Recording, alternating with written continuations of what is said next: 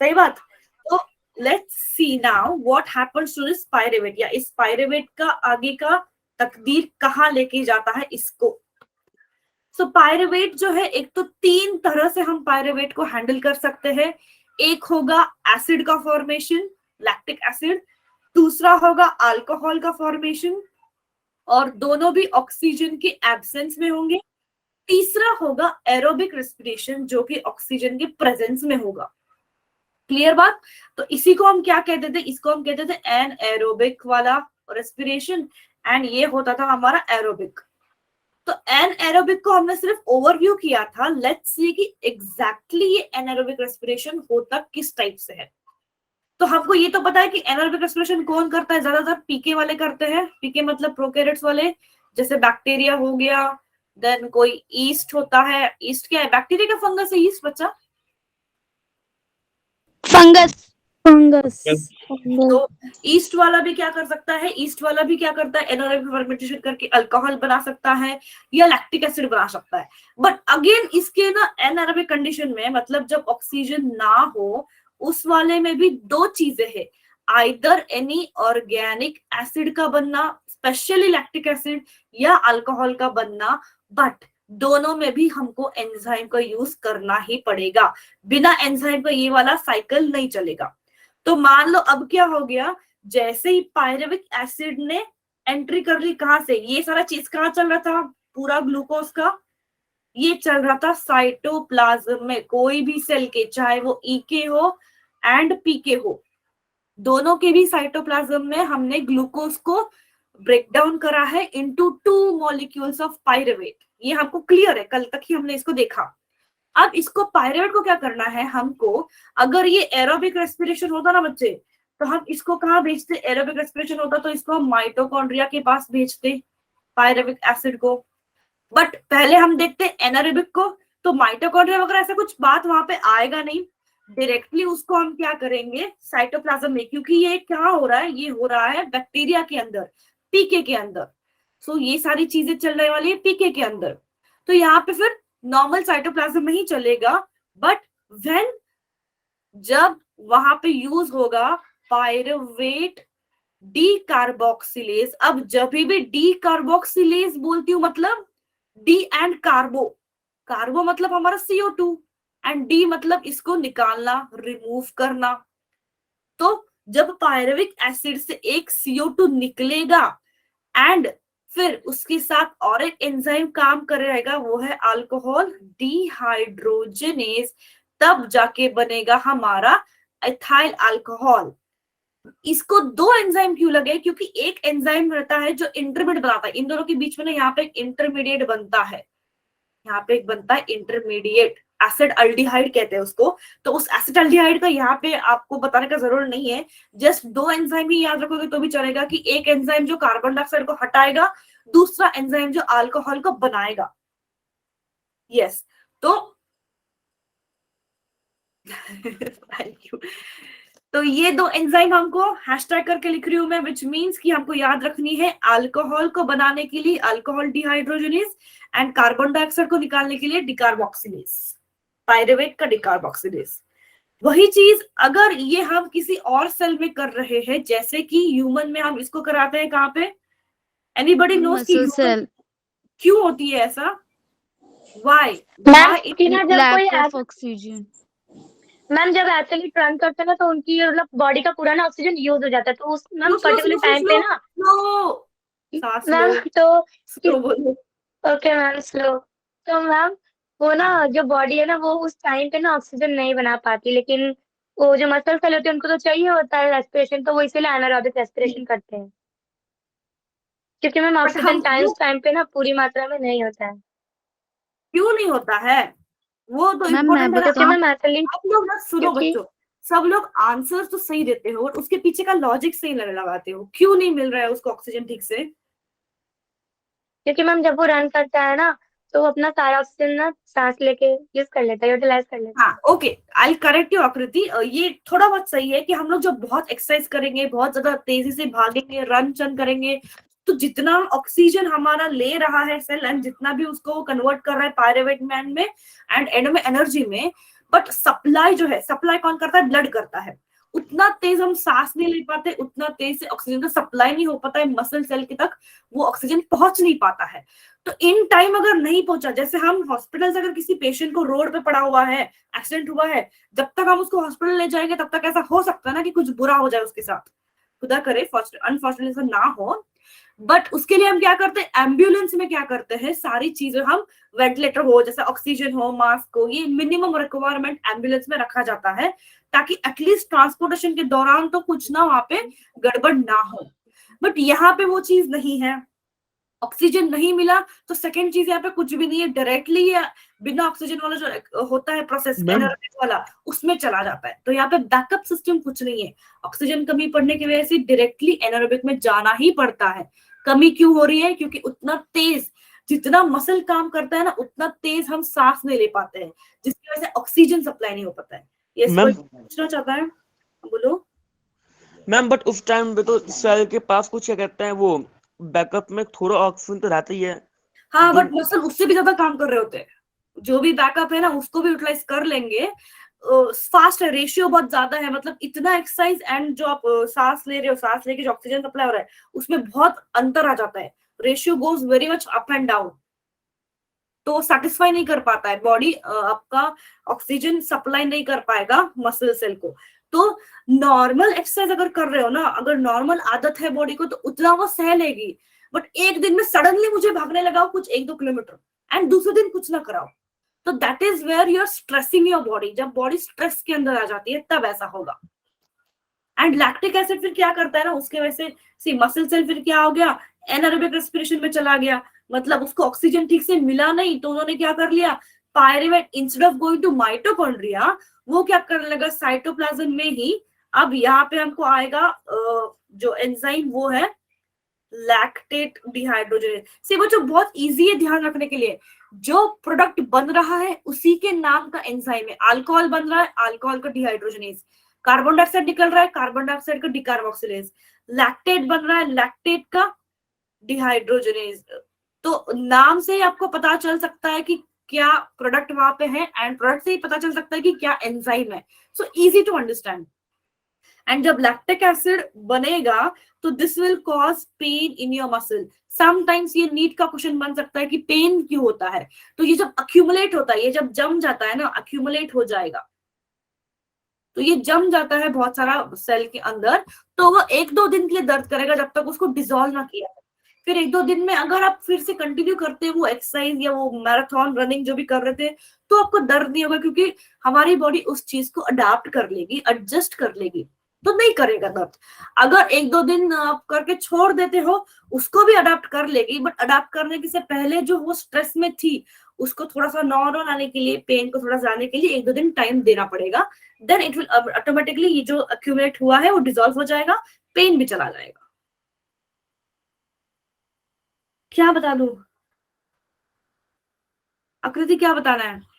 Ma'am अभी से जो आपने 2-3 मिनट पहले बताया था वहां से थोड़ा सा बता दो। मैंने यही बताया था कि पायरुवेट जो है इसके 2 फेट है एनएरोबिक कंडीशन में।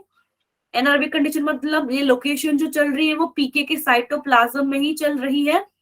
ये एक तो कर सकता है अल्कोहल का formation using the enzyme alcohol dehydrogenase, या दूसरा कर सकता है लैक्टिक एसिड का formation using the enzyme lactate dehydrogenase. 2 चीज हो सकती है, यहाँ पे कार्बन डाइऑक्साइड निकलेगा। रेखा कुमारी लेफ्ट, क्यों लेफ्ट कर जा रहे हो, थक जाते हो क्या केमिस्ट्री क्लास के बाद? सो 2 फेट होंगे एनारोबिक कंडीशन में, एक तो अल्कोहल बनाना या लैक्टिक एसिड बनाना। जनरली ये बैक्टीरियल सेल में पाया जाता है पीके में, और ये ह्यूमन की मसल सेल में पाया जाता है। बस इसी को बताया था मैंने, मसल का स्पेलिंग रॉन्ग कर दिया मैंने, उल्टा लिख दिया, तो इतना ही बताया था मैंने आकृति। सो 2 फेट्स ऑफ पायरुवेट या लैक्टिक एसिड। अब थर्ड तकदीर को देखते हैं कि जब ऑक्सीजन मिलेगा तब क्या होगा। बट आपको क्या लगता है, एरोबिक का फायदा ज्यादा है या एनारोबिक का फायदा ज्यादा है? एनारोबिक में अगर बहुत किसी को अच्छा लगता है अल्कोहल शल्कोहल पीना तो उसके लिए फायदा है, बट हमारे लिए तो वो ड्रॉबैक हो जाएगा, बिकॉज अल्कोहल फॉर्मेशन हो या एसिड फॉर्मेशन हो, ये कहीं ना कहीं आपकी बॉडी को स्ट्रेस के अंदर डाल सकता है, पेन के अंदर डाल सकता है. So these are not advisable. Correct. So these are not advisable, इसलिए इसका ड्रॉबैक है. सेकेंड चीज, हमको एनर्जी बहुत ही कम मिलती है. यू कैन सी यहाँ पे लेस देन 7% एनर्जी है, वो बहुत कम मिल जाती है. अगर आप यहाँ पे कोई भी मुझे इतना बता सकता है कि अप्रोक्सीमेटली एटीपी कितने बनेंगे एनारोबिक में? मैम 2. मैम 2. से कहाँ से बनेंगे 2? आंसर तो सही है. कहाँ से? मैम बिकॉज क्योंकि मैम इस वाले भी बिकॉज एटीपी बनते हुए देखा नहीं मैंने. यहाँ पे उल्टा एनएडी बनेगा, एनएडी कन्वर्जन होता है एनएडीएच में, तो एटीपी तो यहाँ पे बन नहीं रहा है, तो कहाँ बन रहा है? Ma'am yes Ganesh. जो 6 कार्बन है ना, उसमें जो 3 कार्बन है वो पायरुवेट में चेंज हो जाएंगे, तो जो 3 कार्बन पायरुवेट में चेंज होते हैं तो उसको लैक्टिक एसिड और अल्कोहल बन जाता है. गलत लॉजिक, गलत लॉजिक. नहीं बच्चा, आपने कार्बन का यहाँ पे काउंट करना जरूरी है ही नहीं. आपको काउंट करना है ये वाले एटीपी को जो ग्लाइकोलाइसिस में होता है, क्योंकि दोनों में एनारोबिक हो एरोबिक हो दोनों में ग्लाइकोलाइसिस तो कॉमन है. यहाँ पे कोई भी एटीपी नहीं बन रहा था बच्चा जी. ये अगेन नीट का क्वेश्चन बन सकता है. आपको सिर्फ 2 ही एटीपी बनता है डायरेक्ट. डायरेक्ट एटीपी सिर्फ 2 ही बनेगा, वो भी ग्लाइकोलाइसिस से. हाँ, यहाँ पे इनडायरेक्ट वाले बन सकते हैं, क्योंकि एनएडीएच आपको ये पता होना चाहिए. 3 बनाते हैं एटीपी. सबको पता है कि एनएडीएच कितना देता है एटीपी? 3. अप्रोक्सीमेटली 3 एटीपी की वैल्यू होती है. Then Yes, ma'am. FADH gives you approximately 2 2 ATP. हाँ, GTP is equal to same 1 ATP. 1 ATP. तो इसके बाद मैं और एक कॉन्सेप्ट समझा रही हूँ. ये कॉन्सेप्ट नीट 2020 में भी आया है. सुनो, what is substrate level phosphorylation? इसका मतलब होता है, फॉस्फोराइलेशन को आपने पहले भी देखा है. फॉस्फोराइलेशन मतलब क्या? बनाना एटीपी. Formation of ATP. सही बात. कहाँ देखा है हमने? फोटोसिंथेसिस में, जहाँ पे हम फोटो फॉस्फोराइलेशन कर रहे थे. लाइट के प्रेजेंस में इलेक्ट्रॉन्स को ट्रांसफर किया जा रहा था, जिससे प्रोटॉन का ग्रेडियंट बन रहा था, जिससे केमियोस्मोसिस हो रहा था, जहां से एटीपी बन रहा था. तो सब कुछ लाइट के होने की वजह से हो रहा था. यहाँ पे भी फॉस्फोराइलेशन होगा, मतलब यहाँ पे भी हम रेस्पिरेशन में भी एटीपी ही बना रहे हैं, बट यहाँ पे कोई लाइट का फंडा नहीं है. We are not using your right, but क्या यूज कर रहे? किसी सबस्ट्रेट का यूज कर रहे हैं हम. किसी सबस्ट्रेट का यूज कर रहे हैं, मतलब अगर मैं पीछे जाके दिखाती हूँ, let's take the help of glycolysis cycle. देखो यहाँ पे ऐसे कौन से 2 स्टेप है जहाँ पे डायरेक्टली एटीपी बनता है? 1,3-BCA एंड पेप वाला स्टेप है. तो जब 1,3-bis फॉस्फोबिसरेट जब 3-PGA में कन्वर्ट होता है, एंड जब पेप पायरुविक एसिड में कन्वर्ट होता है, इसी 2 स्टेप में क्या होते हैं? एटीपी का डायरेक्ट फॉर्मेशन है. मतलब कोई एक ऑर्गेनिक मॉलिक्यूल से जब एटीपी बनता है, उसको हम सबस्ट्रेट लेवल कहेंगे. ध्यान दो, व्हेन एनी ऑर्गेनिक मॉलिक्यूल, कोई भी एक मॉलिक्यूल, यहाँ पे कोई लाइट का यूज नहीं हुआ है, कोई सब्सटेंस या कोई मॉलिक्यूल का यूज हो रहा है, उसको हम ब्रेक करके एटीपी जब बनाते हैं, उसको हम कहेंगे सबस्ट्रेट लेवल फॉस्फोराइलेशन. मतलब डायरेक्टली साइकिल के दरम्यान या फिर पाथवे के दरम्यान जब एटीपी बनेगा, उसको हम सबस्ट्रेट लेवल फॉस्फोराइलेशन. सबस्ट्रेट का कन्वर्जन होता है जब दूसरे किसी प्रोडक्ट में, उस दौरान जब एटीपी बनता है, उसको हम ये कहते हैं. Clear? This concept clear? Yes, मैं बंद कर दे रही हूँ तुम लोगों का. अमन, हाँ हाँ, ये क्या है ना, एक्चुअली प्रीवियस वाले ग्रुप्स में हम वो ग्रुप डिस्क्रिप्शन में आपको रिकॉर्डिंग मिलती थी. अभी हमने न्यू शीट बनाया है, न्यू ग्रुप बनाया है, तो इस न्यू ग्रुप में वो हर एक टीचर का वहां पे डालना काम हो रहा है अभी.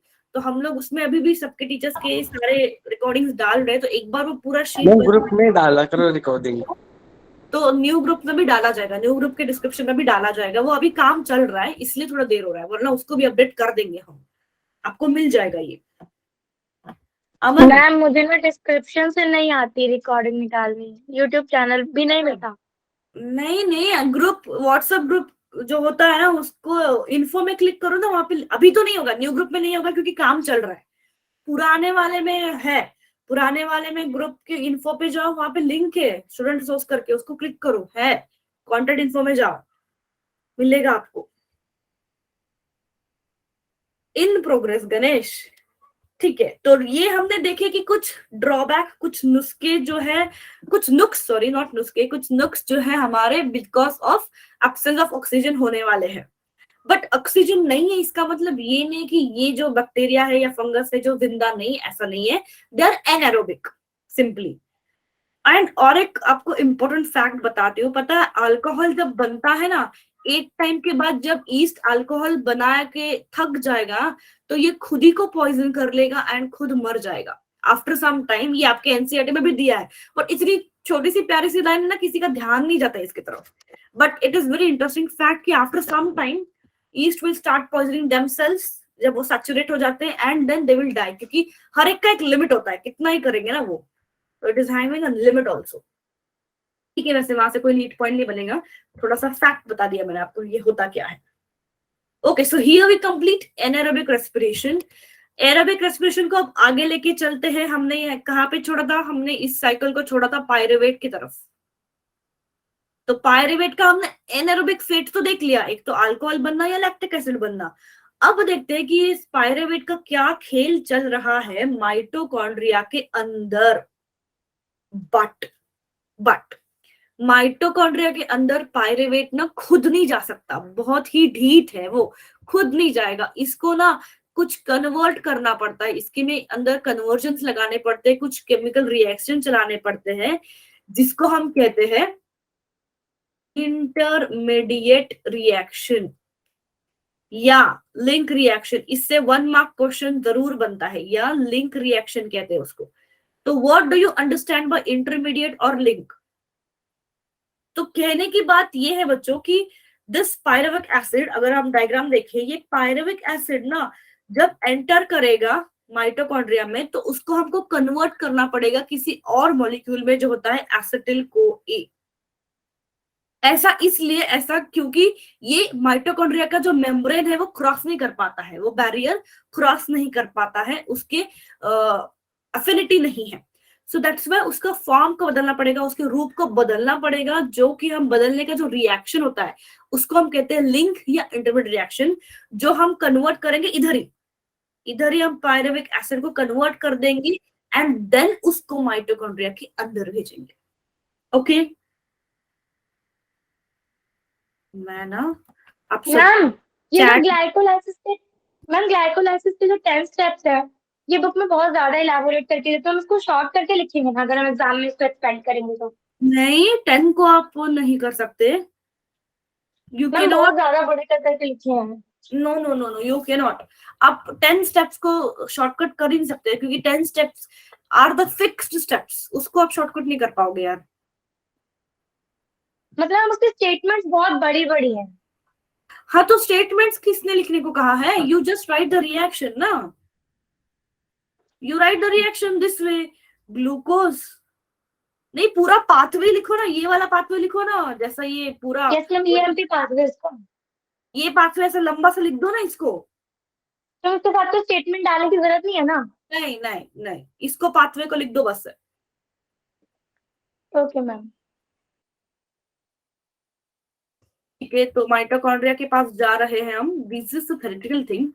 तो ठीक है, तो माइटोकॉन्ड्रिया के पास जाते वक्त हमने क्या कहा, पायरुविक एसिड को हम कन्वर्ट करेंगे एसिटिल CoA में, क्योंकि ये ट्रांसफर नहीं हो सकता है।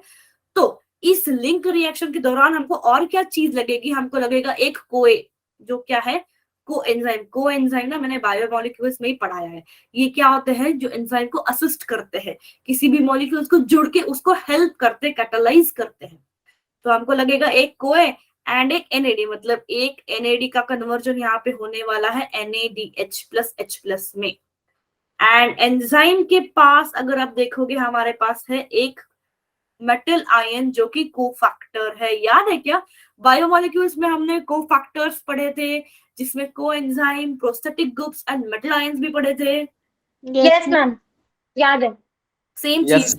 तो बहुत बार MCQ में ये भी क्वेश्चन पूछा जाता है कि during the link reaction pyruvate dehydrogenase requires which cofactor.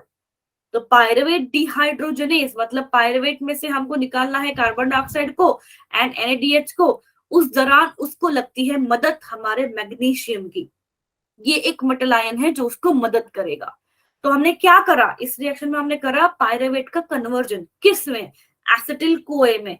अब ये जाने के लायक है कहाँ पे, माइटोकॉन्ड्रिया के मैट्रिक्स में जाने के लायक हो गया, मतलब तैयार हो गया कि ये अब मैट्रिक्स में चला जाए एंड आगे का क्रेब्स साइकिल करे। इस दौरान हमने क्या किया, एक CO2 को निकाला एंड एक NaDH को बनाया। इसको आप काउंट करते रहना, प्लीज कीप अ काउंट कि यहाँ पे काउंट करो, 1 1 हमने बनाया है। आगे हम टोटल हम जब कैलकुलेट करेंगे ना तो आपको ये भी गिनना है, यू हैव टू कैलकुलेट कि इंटरमीडिएट रिएक्शन जो है, लिंक रिएक्शन जो है, वहां पे भी एक NaDH बन रहा है। अब मेरा ये क्वेश्चन है कि यहाँ पे एक NaDH और एक CO2 बनेगा या 2 CO2 एंड 2 NaDH बनेंगे, एंड 2 है आंसर, तो क्यों? अच्छा, मैंने आपका चैट बंद कर रखा था, आप लोगों ने बकवास कर रहे थे। हाँ, अभी बताओ। 2 NaDH। हाँ, वाई नाजिया, वेरी ट्रू। कल आपने थाप और पागल के बारे में बताया था हम, वो जो हाँ, सिंपली 2 पायरुविक एसिड बन रही, इसलिए पलक यू कैन जस्ट टेल कि simply Yes, 2 ma'am. Pyruvic acid बन रहा है इसलिए। बहुत ही Yes, ma'am. थकी लग रही है यार मुझे पलक, आपको ऐसे डल देख के मुझे अच्छा नहीं लग रहा है यार। आज मेरी थोड़ी वॉइस खराब है। ओके, सो ट्रू एज पलक सेड कि 2 कार्बन डाइऑक्साइड एंड 2 NaDH को हमको यहाँ पे काउंट करना होगा, क्योंकि ग्लाइकोलाइसिस में 2 पायरुविक एसिड से हमको स्टार्ट करना है, मतलब ग्लाइकोलाइसिस खत्म होता है 2 पायरुविक एसिड से, तो इसके बाद की क्रेब्स साइकिल भी 2 चलेगी, क्योंकि दोनों भी मॉलिक्यूल पायरुविक एसिड के 2 एसिटिल कोए बनेंगे, देन 2 एसिटिल कोए 2 क्रेब्स साइकिल में एंटर करेंगे। तो ठीक है, अब चलते हैं माइटोकॉन्ड्रिया की मैट्रिक्स के पास। तो क्या होने वाला है माइटोकॉन्ड्रिया की मैट्रिक्स में? बच्चा ये बीच में जो स्लाइड में ये स्किप कर रहे हो, these are the theoretical things, जो मैं बताती हूँ उसी का थ्योरी है, so you can read this जब इसके नोट्स भेजते हैं, not require to read now, मैं उसको पढ़ते नहीं बैठ रही हूँ, ठीक है। सो ट्राई कार्बोक्सिलिक एसिड क्यों कहा है या सिट्रिक एसिड साइकिल क्यों कहा है? सिंपली जैसे हम C4C3 पाथवे कहते थे कि 3 कार्बन कंपाउंड वाला फर्स्ट स्टेबल था या 4 कार्बन कंपाउंड वाला फर्स्ट स्टेबल कंपाउंड था, इसलिए यहाँ पे भी जो सिट्रिक एसिड बनता है पहला स्टेबल कंपाउंड, वो इसके अंदर क्या होते हैं, 3 एसिडिक ग्रुप्स होते हैं, इसलिए tri carboxylic acid. And because citric acid पहला कार्बन कंपाउंड है इसलिए citric acid cycle, and because Krebs इन्होंने ही इसको डिस्कवर किया था इसलिए Krebs cycle. Clear why we call the respective names, because वो प्रोडक्ट वहां पे बन रहा है as a first stable compound, ठीक है। तो अगर इसको याद रखना है साइकिल को, तो मेरे साथ एक सेंटेंस आप लोग बोलोगे, बच्चा ये साइकिल जो है ना, ये साइकिल सेम है as per your NCERT, but there are some intermediates also formed, जो मैंने यहाँ पे अगले स्लाइड में भी डाल के रखा है, आपके लेवल के लिए नेसेसरी नहीं है, बट फॉर योर रेफरेंस मैं आपकी नोट्स में भी इसको भेज दूंगी, आप एक बार देख सकते हो, याद भी चलेगा, बट जस्ट फॉर रेफरेंस, क्योंकि पढ़ना तो हमको सिर्फ इतना ही है, एक्स्ट्रा इंटरमीडिएट सबको बता दूंगी मैं, ठीक है। तो इस साइकिल का याद रखने का तरीका ये होगा कि C और अल्फा चले स्कूटर लेके किसके पास, माला एंड ऑक्सा के पास। तो कैसे देखो, C मतलब यहाँ पे हो जाएगा हमारा सिट्रिक एसिड। सिट्रिक एसिड कहाँ से आया, एसिटिल कोए प्लस OA, मतलब इसके पहले का आपको याद रखना ही पड़ेगा, इसको मैं कोड वर्ड नहीं दे सकती। जो एसिटिल कोए था उसने OA को याद किया कि भाई OA आजा, हमको लेके जाना है C stands for citric acid, citric acid को लेके जाना है अल्फा कीटोग्लूटारिक एसिड, मतलब अल्फा के पास। तो ये दोनों अब दोस्त जो है, ये दोनों अपना अपना स्कूटर लेंगे, मतलब सक्सेनिक एसिड को कन्वर्ट हो जाएंगे एंड चलेंगे किसके पास, माला एंड ऑक्सा के पास। तो ये तो ट्रिक मेरी अपनी खुद की थी याद रखने के लिए, याद रख सकते हो आप अपने नाम से ही, मतलब इनके प्रोडक्ट के नाम से अच्छी बात है, वरना you can use the same thing, C and alpha takes their scooter and goes to माला एंड ऑक्सा। इससे आपकी साइकिल भी बनाने में सिंपल है यार, मतलब एसिटिल कोए से स्टार्ट हो गया, मेरे साथ लिखो, you can also do that, लिखो मैम, लिखता हूं। जुड़ गया OA के साथ, क्या बन गया, सी बन गया। सी और अल्फा कहाँ चले गए, स्कूटर के पास, मतलब सक्सिनिल, सक्सिनेट, सक्सिनिल क्या है ये, सक्सिनेट है या सक्सिनिक एसिड है, अच्छा भूल गई मैं, देखो सक्सिनिक एसिड, ऐसा हो जाता है गड़बड़। कुछ बोल रहा था रजत बीच में। देन ये चला माला के पास, मतलब मैलेट के पास, एंड वापस से ऑक्सा के पास। तो ऐसा याद रखना है, आसान तो है, बट हर बार आपको ये ध्यान देना पड़ेगा कि जब भी सी अल्फा के पास जाता है एक CO2 को निकालता है, जब अल्फा इसके पास स्कूटर ले जाता है तभी भी एक CO2 को निकालता है। साथ में यहाँ पे भी NAD का कन्वर्जन हो जाएगा NADH में, यहाँ पे भी NAD का कन्वर्जन हो जाएगा NADH में, प्लस यहाँ पे ATP हाँ DP से ATP बनता है और ATP GDP से GTP बनता है। यहाँ GTP और ATP एक ही चीज है, GTP और ATP एक ही चीज, क्योंकि दोनों की वैल्यू सेम ही है। यहाँ पे एक वाटर डाला जाता है एंड यहाँ पे हो जाएगा FAD का कन्वर्जन कहाँ, किसमें, FADH एंड लास्ट में NAD का कन्वर्जन NADH। तो हर स्टेप पे देखो, यहाँ पे भी कुछ ना कुछ हो रहा है, यहाँ पे भी हो रहा है, यहाँ पे भी हो रहा है, यहाँ पे भी, हर स्टेप ऐसा कहीं पे भी नहीं गया कि ब्लैंक गया है, समथिंग और अदर इज ऑलवेज फॉर्म्ड और हैपनिंग। तो ऐसा आप साइकिल बनाओ, पहले सी अल्फा एस माला ऑक्सा डालो एंड देन उसके उसके बीच बीच में जो प्रोडक्ट्स बन रहे उसको डालो, आपको आसानी से ये साइकिल याद हो जाएगी, मेरी गारंटी है। मैम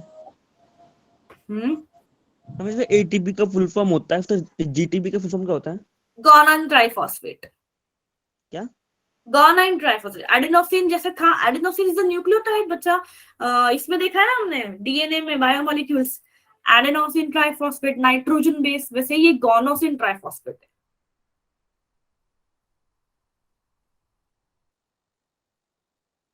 ऐसा, ओके। तो फिर अब चलते हैं थोड़ा सा कैलकुलेशन की पार्ट की तरफ। ये साइकिल किसी को दिक्कत है, मैंने बहुत फास्ट समझाई है, जस्ट बिकॉज हमने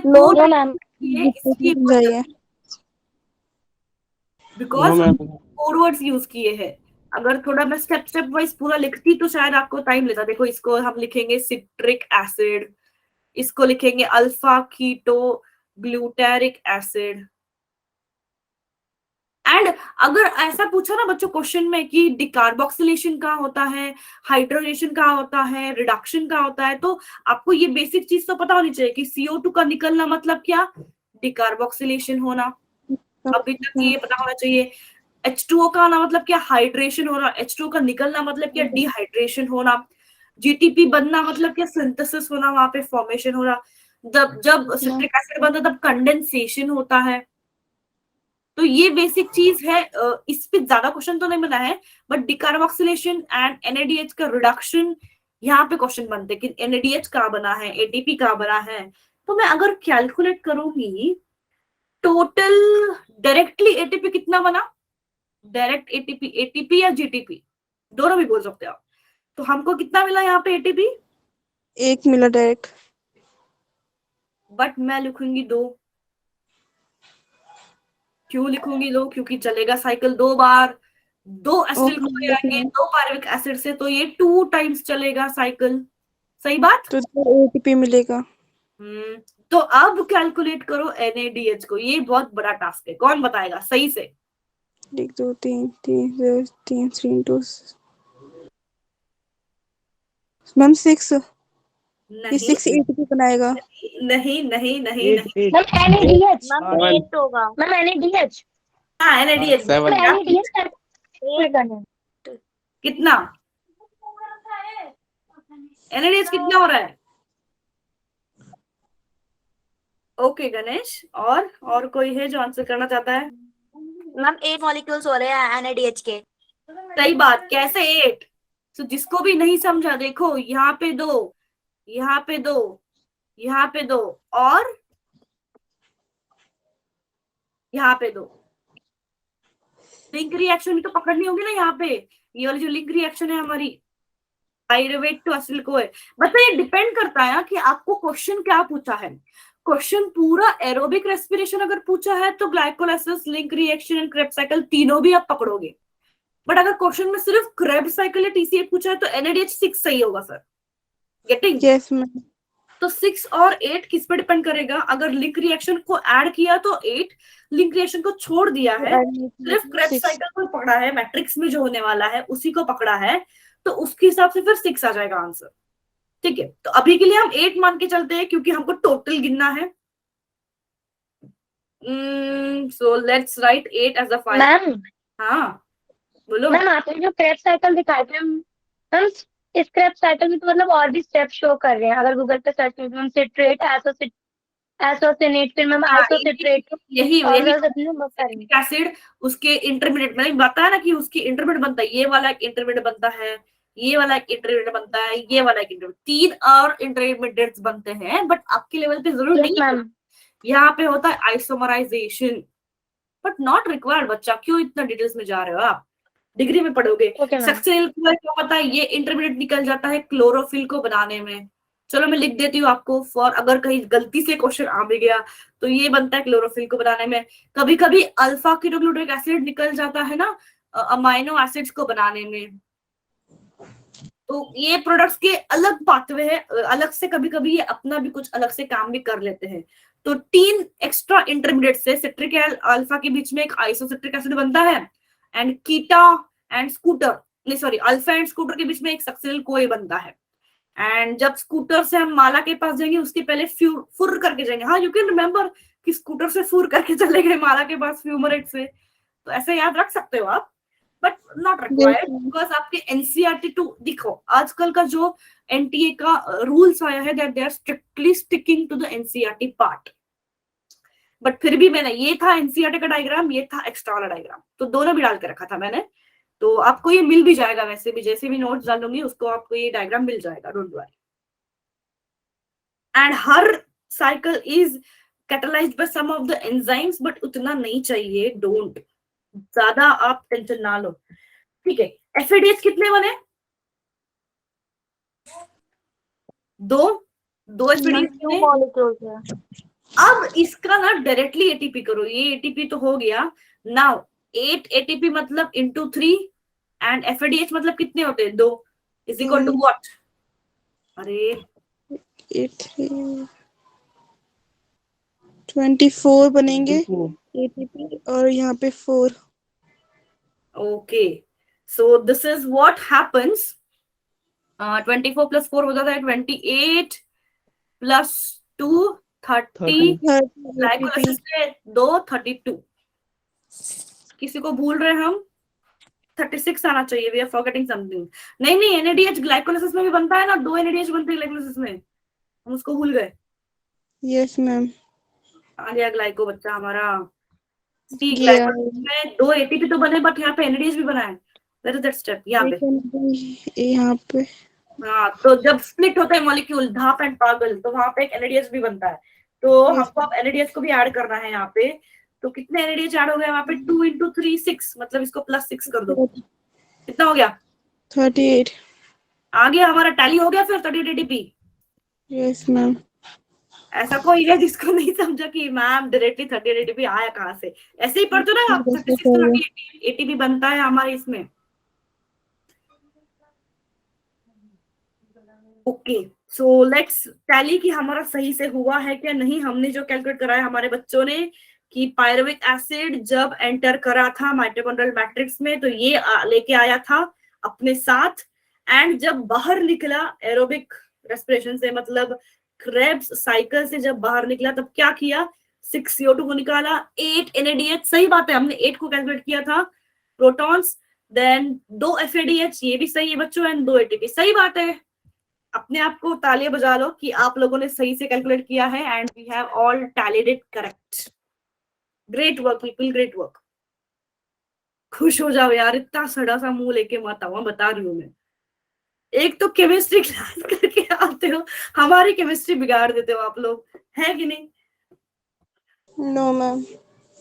नहीं, सभी का वॉइस आज मैं देख रही हूँ, नंदिता भी पूरी सी ऐसी फुल मैम वो मैम बायोकेमिस्ट्री। आकृति पता नहीं फुल ऑफ एनर्जी है, आई डोंट नो हाउ।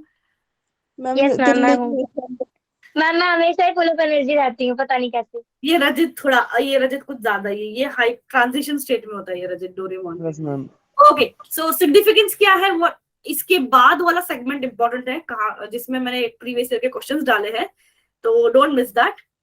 तो मेजर पाथवे है हमारे एटीपी फॉर्मेशन के लिए, क्योंकि ग्लाइकोलिसिस से हमको 2 ही मिले हैं, बाकी के जो मेजर एटीपीज हमको मिले हैं वो क्रेब्स साइकिल से मिले हैं। बहुत सारे इंटरमीडिएट कंपाउंड्स बने थे जो अदर बायो, हमने देखा ना, कुछ कुछ अमाइनो एसिड बन रहे थे, कुछ का क्लोरोफिल भी बना दिया हमने।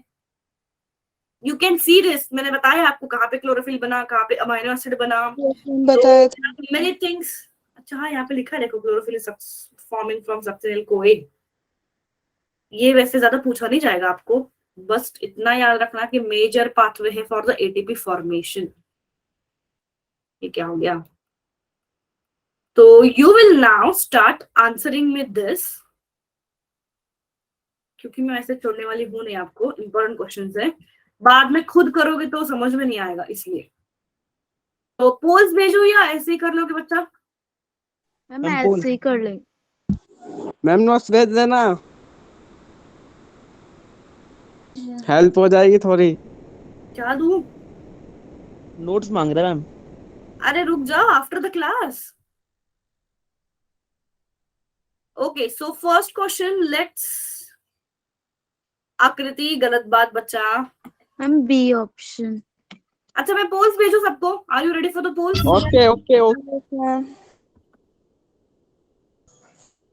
चलो करा, 1-2 बच्चे के लिए करा देते हैं पोल्स, एंड देन 2 क्वेश्चन के बाद हम फिर डिस्कस करेंगे। थोड़ा दिखा देंगे सब लोगों को कि हम भी पोल भी कुछ कर रहे हैं, वरना वो लोग सोचेंगे कि ये बच्चे कुछ करते ही नहीं है, बैच 11 के बच्चे। ये रिकॉर्ड होता है ना, तो एटलीस्ट समझ में आ जाता है डेटा वेटा, हाँ मैम, समथिंग इज बच्चे आते हैपनिंग। हैं चले जाते हैं।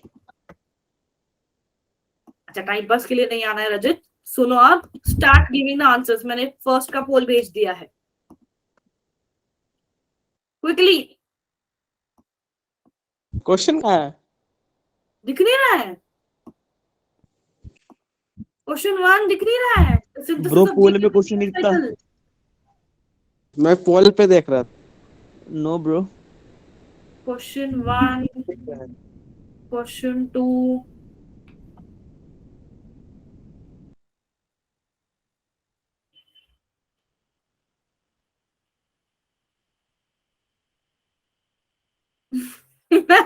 Thank you Palak, I contributed a lot, but you guys also are been active, and मैं समझ सकती हूँ यार कि बैक टू बैक क्लास होते ही थोड़ा सा एनर्जी डाउन होता है। अगली बार कुछ कैडबरी बिस्किट वगैरह कुछ लेके रखो साथ में, ईट इट, मंच इट।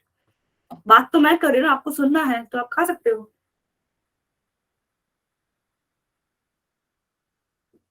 चलो, फर्स्ट का आंसर क्या है? Ma'am B option. Ma'am B option, ma'am second वाला है।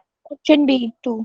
अच्छा, सब लोग पोल्स क्यों नहीं कर रहे हो यार? आपको इंटरेस्ट है तो बता दो, खाओगा मैं मेहनत नहीं करूंगी, फिर चुपचाप यहीं पे डिस्कस करेंगे हम। मैम हमने तो कर दिया पोल्स में आंसर। मैम मैंने भी कर दिया। हम कर दिया, पोल बी है, बी। मैम मैंने भी कर दिया। मैम देखो मैम। देख रही हूँ, बट जितने बच्चे हैं ना उतना है नहीं। सो यू आर टेलिंग कि क्या है आंसर इसका? D, ma'am B option. Second वाला। यस, सेकंड वाला। इसीलिए मैं सबसेट लेवल फर्स्ट क्वेश्चन किया था, क्योंकि ये नीट 2020 का क्वेश्चन है, ये जहाँ पे ये पूछा गया था। मैम ये आपने थर्ड पोल किसका भेजा है? इसका रुक जाओ, क्वेश्चन 3 का पोल आंसर ना करो, सेकंड को तो डिस्कस कर लो मैं, क्योंकि वो अगले साइड पे है। तो क्वेश्चन 2 का आप क्या आंसर करोगे? ए और बी को लिखना है यहाँ पे कि what would be A and what would be B. ये आपका लिंक रिएक्शन का क्वेश्चन है।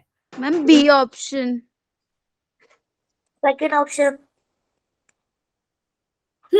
I give you chance to think.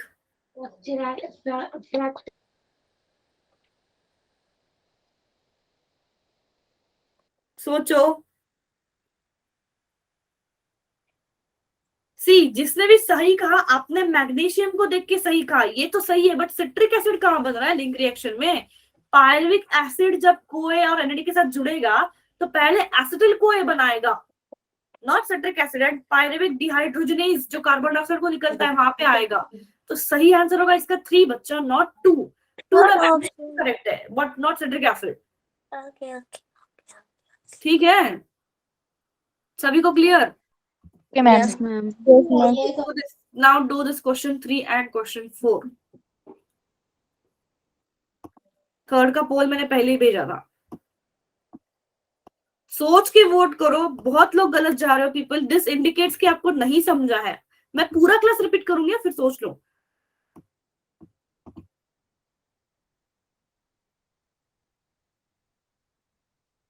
Okay आकृति.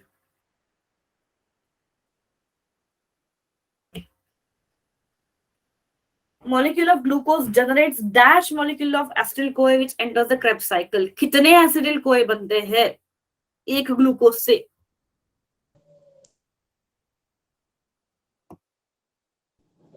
आंसर बताओ मैम. थर्ड क्वेश्चन के इतने सारे वोट्स, मतलब अलग अलग वोट्स है बच्चा यार. मैं ना अब अगली class C option. Then why many people have voted for B and A? बच्चा जी मैं स्ट्रिक्टली बता रही हूँ, अगर टाइम पास के लिए यहाँ पे वोट करो तो मत करो. मैम सी नहीं सी है. लग रहा Ma'am, है. C. इसने भी नहीं करा होगा सबने उसके लिए. बहुत लोग A and B को कर रहे हैं जो गलत है. C is the right answer. एक ग्लूकोज 2 पायरुविक एसिड को बनाएगा. एक ग्लूकोज 2 पायरुविक एसिड को बनाएगा एंड 2 पायरुविक एसिड से 2 एसिटिल कोए बनने वाले हैं. Then hydrogen of malate is. अब ये जिसको क्रेब्स साइकिल याद रहा वो बता सकता है सिर्फ, बस. फोर्थ वन डिस्कस करो. मैंने पोल भेजा था वैसे, बट रॉन्ग है. बहुत लोग रॉन्ग जा रहे हैं, गलत जा रहे हैं. Only 1 vote people.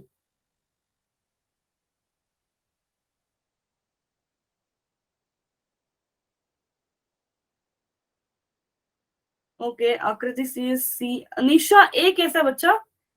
FAD. Okay, अब आपके टेक्स्ट बुक खोल के देखो. मैं इसका आंसर नहीं करूंगी, आप करोगे, क्योंकि मैंने आपको इसका ये भी याद रखने के लिए कहा था, कोड वर्ड भी देके रखा था.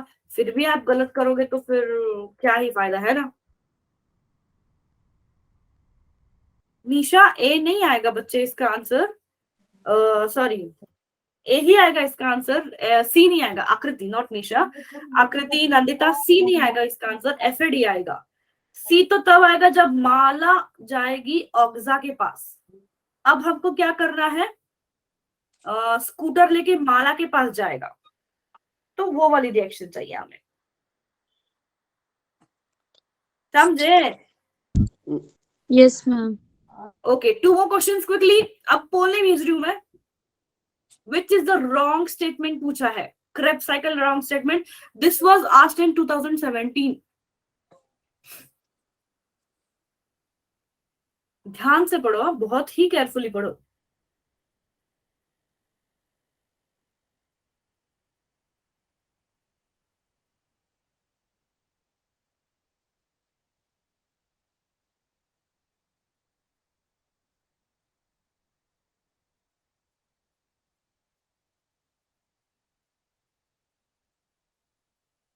बता सकते हो?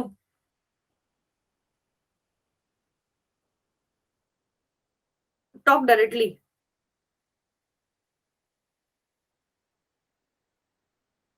Okay, Nandita says B. And anyone else?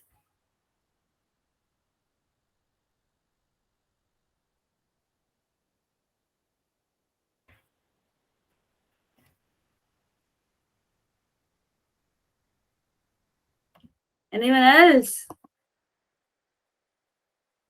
No one? क्यों? कौन सा रॉन्ग पूछा है? देखो बच्चों, पहला क्वेश्चन क्या पूछा है? पहला स्टेटमेंट कहता है कि 3 पॉइंट है जहां पर एनएडी बनते. सही बात है. जब हमने सी को लेके गए थे अल्फा के पास तभी भी एनएडी बना. जब अल्फा से लेके गए हम स्कूटर के पास, सक्सिडिल कोए के पास, तभी भी एनएडी बना. एंड जब माला जाती है ऑक्सा के पास तभी भी एनएडी बना. सही बात. सो ये सही है. देन देयर इज 1 पॉइंट जहां पे एफएडी रेड्यूस हुआ. सही बात. जब माला ऑक्सा के पास जाती थी, सॉरी, जब स्कूटर लेके हम माला के पास जाते थे तभी भी एफएडीएच बना था, तो ये ट्रू है. Then conversion of succinyl CoA to succinic acid require a molecule of GTP 3 या 4 में कंफ्यूजन हो रहा है। तो ये भी बात सही है कि वहां पे कन्वर्जन में अल्फा, हमने सक्सेनल कोए को नहीं देखा था, हमने क्या देखा था कि डायरेक्टली अल्फा से हम जा रहे थे सक्सेनिक एसिड के पास, एंड इस दौरान ही हमने क्या बनाया था, एक CO2 को निकाला, एक NADH2 को बनाया और एक ATP को बनाया। ATP और GTP इज फाइन, तो ये बात ट्रू है। बट लास्ट स्टेटमेंट क्या कहता है कि cycle starts with condensation of acetyl group, सही बात है, विद पायरुविक एसिड गलत, ma'am 4 oxalo acetic acid to yield citric acid. ओए आता थी ना, ऑक्सा आती थी हमारी, ऑक्सा जाती थी कार्बन के पास, मतलब सिट्रिक एसिड के पास, फिर अल्फा, फिर ये, फिर से माला, एंड देन अगेन ऑक्सा। तो oxalo acetic acid was the right here, pyruvic acid गलत है। तो इसका सही आंसर ऑप्शन 4 है। What is wrong? Statement 4 is wrong. समझे कैसे? मैम FAD से FADH बना था, तो यहाँ पे रिड्यूस लिखा है, वो तो हाँ, फॉर्म सही हुआ बात है। था, तो रिड्यूस हुई तो फॉर्म हुआ था ना, हाँ, सही बात है। तो B वाला स्टेटमेंट रॉन्ग होगा ना। नहीं नहीं, बी वाला सही था। There is a one point where FAD is reduced to FADH2, FADH2 form हो रहा है। इस स्टेटमेंट में गलत क्या लगा आपको? मैम वो लिखा है रिड्यूस। हाँ, FAD रिड्यूस हो रहा है इस फॉर्म में।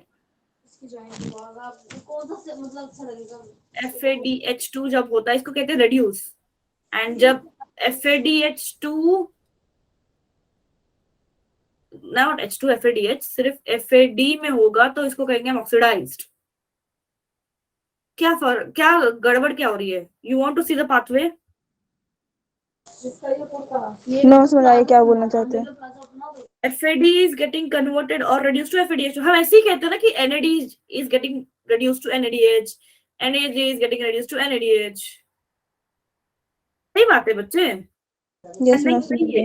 NADH, हाँ, बताते वक्त ऐसा हो जाता है कि NADH getting reduced हम कहते हैं, इसका मतलब ये नहीं कि NADH reduce हो रहा है, NADH फॉर्म हो रहा है। FAD का रिडक्शन होकर NADH फॉर्म हो रहा है। वो आप प्रोटॉन्स और इलेक्ट्रॉन्स के ट्रांसफर के हिसाब से भी डेफिनेशन याद रख सकते हो रिडक्शन एंड ऑक्सीडेशन का। Okay ma'am. इलेक्ट्रॉन्स या वो सबस्ट्रेट लेवल फॉस्फोरेशन, अगेन कितने सबस्ट्रेट लेवल फॉस्फोरेशन होते हैं यहाँ पे? मैम 1। वाओ, वेरी गुड, जिसने भी कहा था, ऑसम। निशा 3 नहीं, एक ही सबस्ट्रेट लेवल फॉस्फोराइलेशन है। देखो, सबस्ट्रेट लेवल फॉस्फोरेशन मतलब जब कोई मॉलिक्यूल किसी और मॉलिक्यूल में कन्वर्ट होता है एंड डायरेक्ट एटीपी बनता है। तो डायरेक्ट एटीपी सिर्फ यहाँ पे बन रहा था जब ये alpha ketoglutaric acid succinic acid में कन्वर्ट हो रहा है। तो एक सबस्ट्रेट से जब दूसरे सबस्ट्रेट में जा रहा था तब एक ही एटीपी बना। ये सारे इनडायरेक्ट है, इसको और कन्वर्ट होना बाकी है इन सबको। तो दीज आर नॉट डायरेक्ट वाला सबस्ट्रेट, दीज आर डायरेक्ट, जहां पे डायरेक्ट एटीपी बन रहा है। तो 1 इज एब्सोल्यूट राइट आंसर। समझे? इट्स ओके बच्चों, गलती ये ग्लाइकोलाइसिस और Krebs cycle, can you people read this? मैंने इसको नहीं कराया यार, ये डिफरेंस करवाया था आपने। हाँ, दिखाया नहीं है मैंने, वही बता रही हूँ मैं, अभी मैंने इसको नोटिस करा। Can you do it on your own, या वही बता दूं मैं?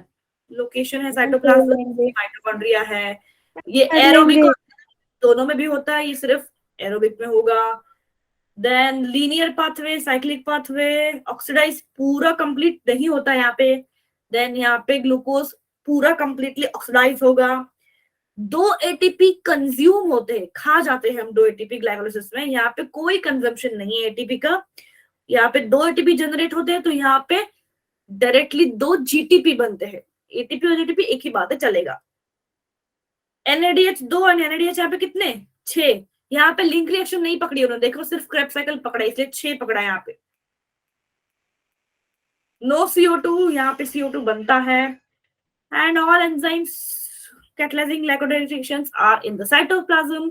यहाँ पे सारे माइटोकॉन्ड्रिया के मेम्ब्रेन में या मैट्रिक्स में होंगे। ये इजी है वैसे, इसको थ्योरी में नहीं पूछेंगे। सबसे पहली बात आप रिलीव कर जाओ कि इसको थ्योरी में नहीं पूछेंगे, बट ये आपको डिफरेंशिएट करने के लिए बस दोनों भी, कि क्या होता है ग्लाइको में और क्या होता है क्रेब्स में। और 2 ही क्वेश्चन है, करना चाहते हो? Yes ma'am. Yes ma'am. Not which of the process is not used for cellular respiration of carbohydrates? Not used. Ma'am B option. Palak ध्यान से पढ़ो। Yes ma'am. No, ma'am D option. B है कि मैम ऑप्शन नंबर 4 1 2 3 4 मैम ऐसा D बोलो। Option. Ma'am 1 2 fourth 3 option. Fourth option ma'am. Okay, क्योंकि phosphor respiration ऐसा कुछ होता नहीं है। एक तो Yes, इसको होना ma'am. चाहिए था फोटो रेस्पिरेशन, फॉस्फोर ऐसा कुछ नहीं होता है। Krebs cycle, TCA, citric acid same ही तो है। तो this is the right answer. And lastly from citrate to alpha ketoglutarate क्या होता है एक्सेप्ट? कौन से रिएक्शंस होती है? हाँ, अब ये ध्यान दो, ये ध्यान से पढ़ना लास्ट वाला क्वेश्चन। सेकंड। ध्यान से पढ़ कर दो, लास्ट क्वेश्चन है।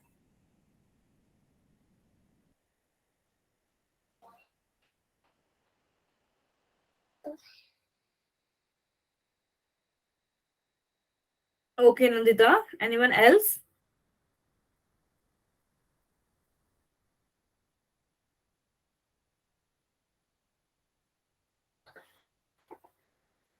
ये बहुत सही बात है कि हमने कहीं पे भी FADH2 का फॉर्मेशन नहीं देखा। भले ही आपको कार्बोक्सिलेशन, डिकार्बोक्सिलेशन, आइसोमराइजेशन ये याद आए ना आए, बट पहले स्टेप में आपने कहीं पे भी FADH2 देखा था क्या? नहीं देखा था। FADH कहीं पे भी फॉर्म नहीं हो रहा था। तो आपको आइसोमराइजेशन कहाँ देखने को मिला? जब सिट्रेट टू आइसोसिट्रेट बनता है, जो एक बीच में का इंटरब्रेट था, इसको हमने नहीं देखा है। It's okay. डिकार्बोक्सिलेशन होता है ना, CO2 को निकलता है, we have seen this. And decarboxylation and CO release of carbon dioxide का मतलब एक ही तो है। सेम ही है। तो इसमें फिर सही आंसर क्या जाएगा? D option. D option. Fourth option. FADH2 नहीं होता है, बाकी रिएक्शंस होते हैं। फाइन, देन यहाँ पे हम आज का क्लास खत्म करते हैं। क्रेब्स साइकिल के क्वेश्चंस भी कराए हैं। बहुत लोगों ने बहुत ही खूबसूरत तरीके से गलत जवाब दिए हैं, बट ये लोग आप पढ़ के आओगे अगले क्लास में। अगला क्लास होगा आपका फ्राइडे को। फ्राइडे को होता है ना? हाँ, फ्राइडे को। Yes ma'am. तो ऐसे ठंडे से नहीं, क्योंकि नहीं उस दिन तो सबसे पहला क्लास मेरा ही होगा, तो you all will be active. फिर से सैटरडे को केमिस्ट्री पहले आएगी एंड देन बायो आएगी। नो मैम, फीवर टेस्ट ले डाउन है। हाँ, नो प्रॉब्लम। क्रेब्स साइकिल को पढ़ के आओ। लास्ट क्लास जो होगा, मतलब अगला क्लास जो होगा, it will include your electron transport system. यहाँ पे थोड़े कॉम्प्लिकेटेड स्ट्रक्चर्स है, तो वो थोड़ा समझने में टाइम लगेगा। Maybe will take a whole class for that, but read this and come so that आगे हमको पता चले। हाँ Sneha, bye. Bye ma'am, goodbye. Evening. Bye. अभी क्लास है किसी का आपका? अभी नो मैम। एक बार ऐसे हंस के आंसर दो मुझे, नो मैम करके। कितने ठंडे ठंडे आंसर देते हो। मैम मैथ का है। ओके बच्चा जी, good night. Good evening ma'am. Good evening. Bye. Bye Aakriti, bye Nisha, good bye bye. Ma'am. Yes Neha, bye. या शाबाद, बाय। ये डोरेमोन को हटा दे रही हूँ मैं, रुक जाओ, बहुत बदमाशी कर रहा है। Bye ma'am. हाँ, बाय स्वाति।